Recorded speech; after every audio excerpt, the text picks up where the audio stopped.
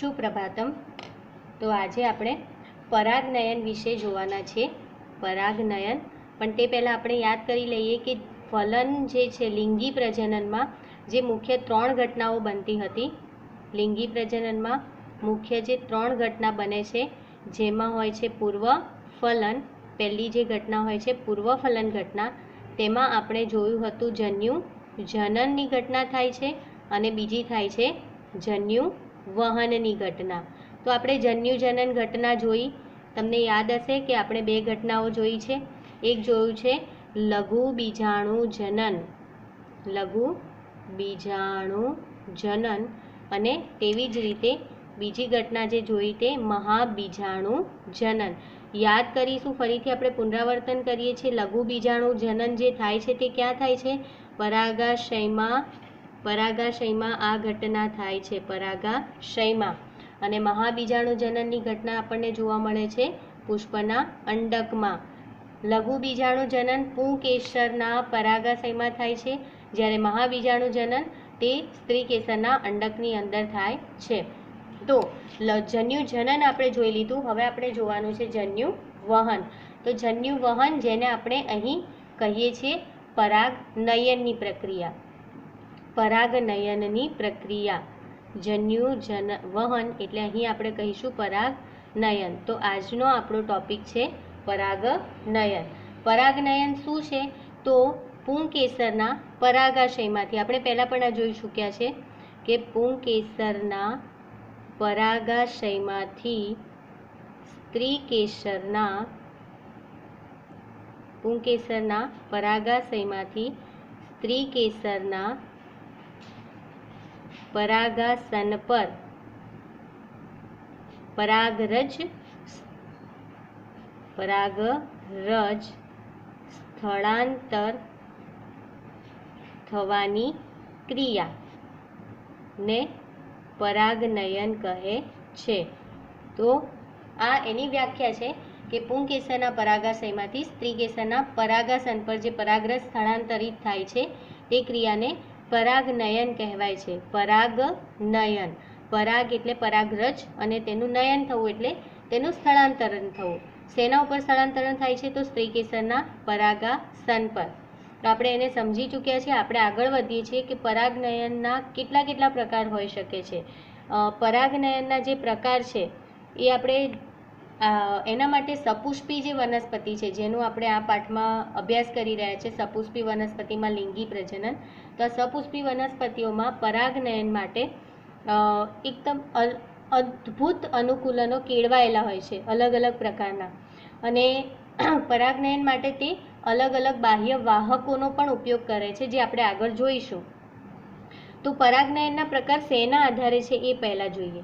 પરાગનયનના પ્રકાર અહીં આપણે જે છે તે છે પરાગરજના સ્ત્રોતના આધારે। આ ખૂબ જ મહત્વનું છે। પરાગરજના સ્ત્રોતના આધારે તેના પ્રકાર આપણે જોવાના છે। ઘણીવાર આવું લખ્યું હોય તો આપણે ગૂંચવણમાં મુકાઈ જઈએ છીએ કે પરાગરજના સ્ત્રોતના આધારે તેના પ્રકાર એટલે પરાગનયનના એ જ પ્રકાર છે, પણ એનો આધાર શું છે? પરાગરજનો સ્ત્રોત। પરાગરજનો સ્ત્રોત એટલે પરાગરજ ક્યાંથી મળે છે, કયા પુષ્પમાંથી મળે છે, તેના આધારે આપણે પરાગનયનના પ્રકાર જોવાના છે। તો તેનો પહેલો જે પ્રકાર છે તે છે સ્વફલન।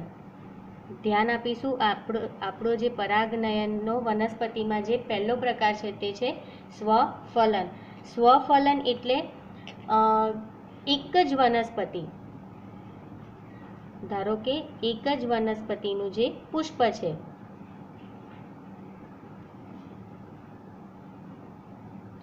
એક જ વનસ્પતિના પુષ્પમાં આ પુષ્પનું સ્ત્રી કેસર પર તે જ પુષ્પના પુંકેસરની પરાગરજ સ્થળાંતરિત થાય। એટલે કે અહીં જે પરાગાશય છે જેમાં પરાગરજ ઉત્પન્ન થાય છે તે પરાગરજમાંથી તે પરાગાશયમાંથી પરાગરજ સ્ત્રી કેસરના પરાગાસન પર સ્થળાંતરિત થાય તે જ પુષ્પના, વનસ્પતિ એક છે પરંતુ પુષ્પ પણ એ જ હોવું જોઈએ। એટલે કે પરાગરજ તે જ પુષ્પના સ્ત્રી કેસર પર આ ખાસ ધ્યાન આપવાની વાત છે. પરાગરજ તે જ પુષ્પના સ્ત્રી કેસર પર સ્થળાંતરિત થાય તો તેને આપણે સ્વફલન કહીશું. તો તે શું છે? સ્વફલનની ઘટના છે. યાદ રાખીશું, વનસ્પતિ એક છે, છોડ એક છે, પરંતુ તે જ પુષ્પના સ્ત્રી કેસર પર જો પરાગરજ સ્થળાંતરિત થશે તો જ આપણે તેને સ્વફલન કહીએ છીએ. કારણ કે જો અહીં વનસ્પતિ એક પરંતુ પુષ્પ અલગ, એટલે કે જો આ વનસ્પતિની ના એક પુષ્પની પરાગરજ બીજા પુષ્પના સ્ત્રી કેસર પર સ્થળાંતરિત થાય તો તેને આપણે કહીએ છીએ ગૈટેનોગેમી. તો તેને આપણે કહીશું ગૈટેનોગેમી.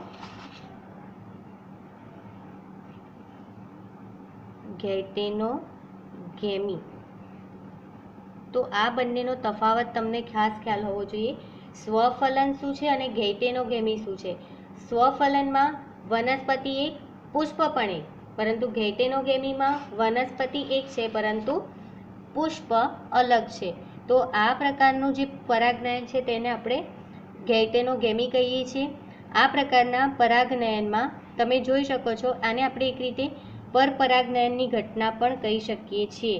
કાર્યાત્મક રીતે, એટલે અહીં આપણે કહેવું હોય તો કાર્યાત્મક રીતે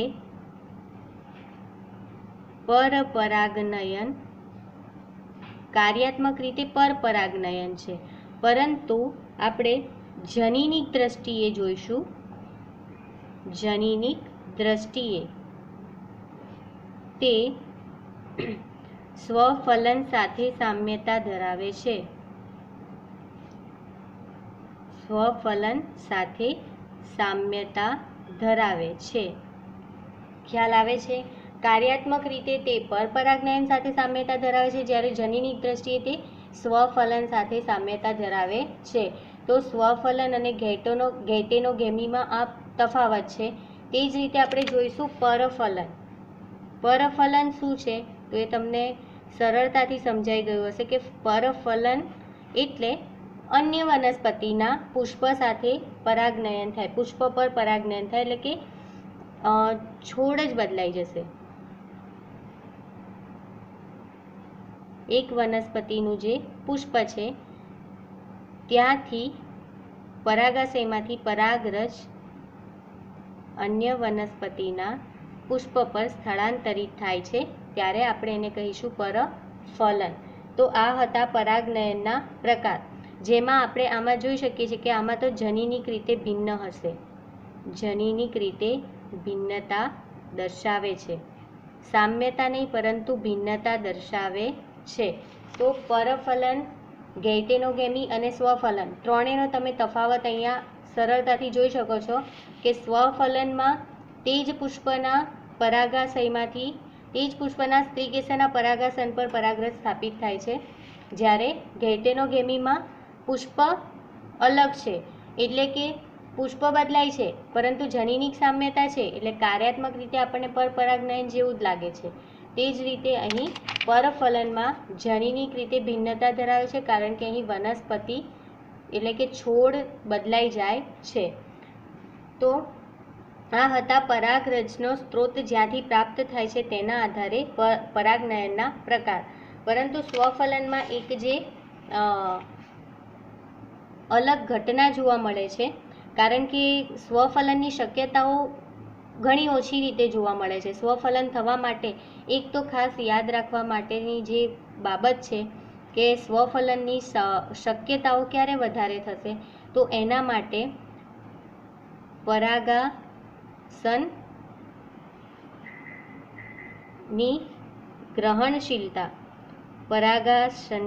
ગ્રહણશીલતા અને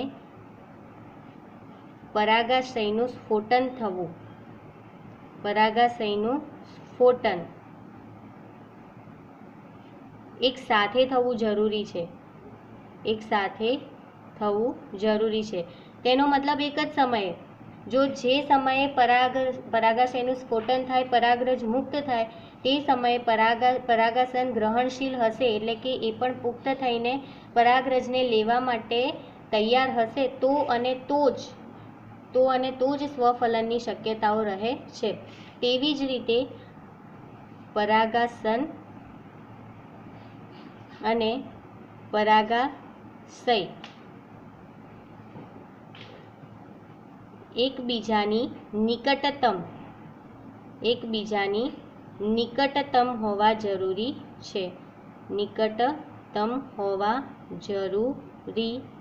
છે. તો આ બંને વાતો છે સ્વફલન માટે.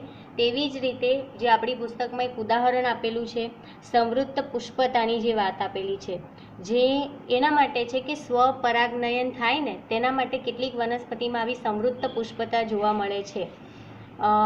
પ્રયુક્તિ, તમે એને પ્રયુક્તિ કહી શકો કે સ્વપરાગનયન માટે કેટલીક વનસ્પતિઓ આવી પ્રયુક્તિ એટલે કે યોજના બનાવે છે. એટલે કે જેમ કે આપણે જોઈએ વાયોલિના છે, અબૂટી છે,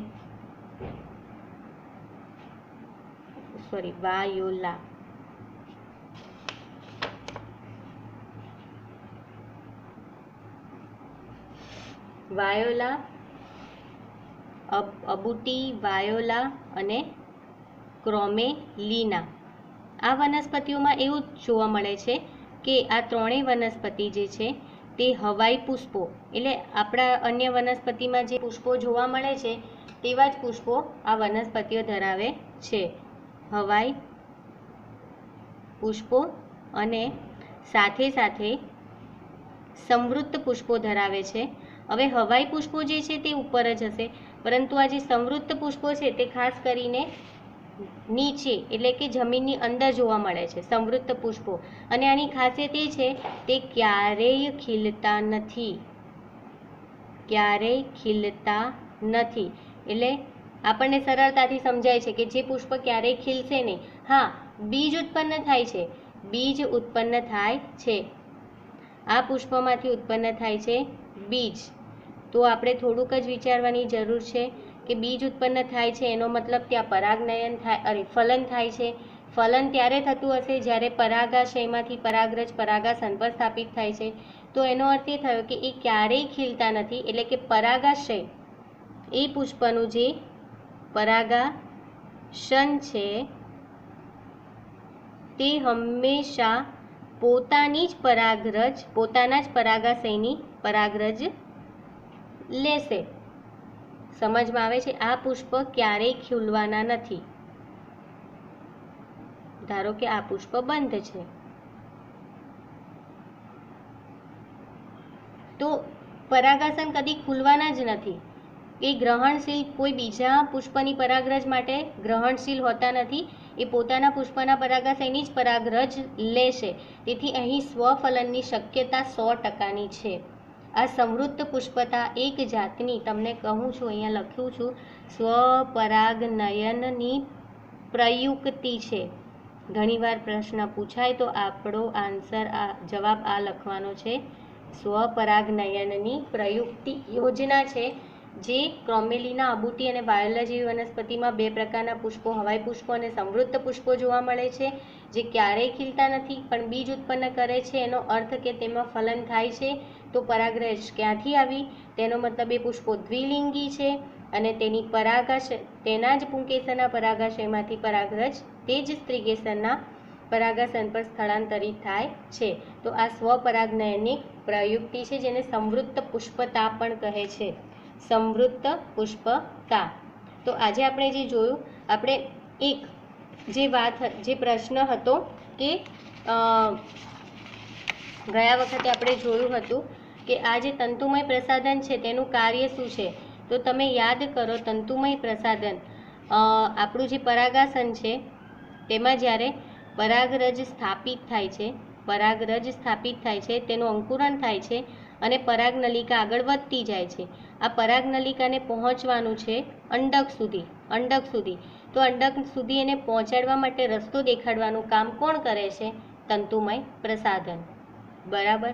તો તંતુમય પ્રસાધન એ પરાગનલિકાને અહીં અંડક સુધી પહોંચાડવાનું અને અંડક સુધી પહોંચાડવાનું એટલે કે રસ્તો દેખાડવાનું કામ કરે છે. કોણ?